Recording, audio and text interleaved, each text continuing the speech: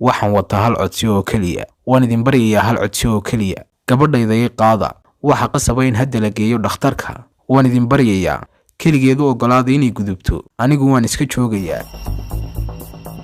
waan idin baryayaa gabadhayda ii qaada Leo G waa hooyo Chinese oo isku dayaysay inay badbaadiso nolosha gabadheeda waxay baryaysaa Leo G booliska waxayna hor taagantay kantaroolka hortiisa waxayna ka codsanaysaa inay u ogolaadaan gabadheeda yar oo xanuunsanaysa inay gasho magaalada gabadha oo lagu magacaabo Hobin da'deeduna tahay 26 sano waxa ku dhacay kansarka dhiigga waxayna si dhaqso ugu baahantahay daryeel caafimaad way u diideen booliskii inay ka soo baxaan gobolka Hobi oo ah halkii uu ka soo biloomay fayraska corona markii koobaad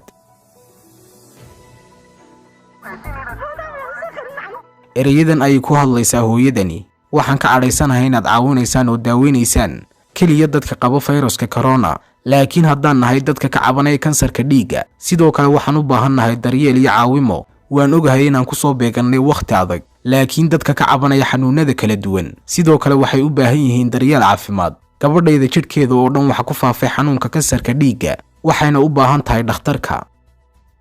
booliska China way u diideen inay soo gasho goobta si loo xakameeyo xanuunka kadib wax ka badan hal saac oo hooyadu ay baryo iyo oohin isku dartay way u ogolaadeen booliskii hooyadii iyo gabadheedii inay gudbaan si ay u soo qaataan dawada iyo caafimaadka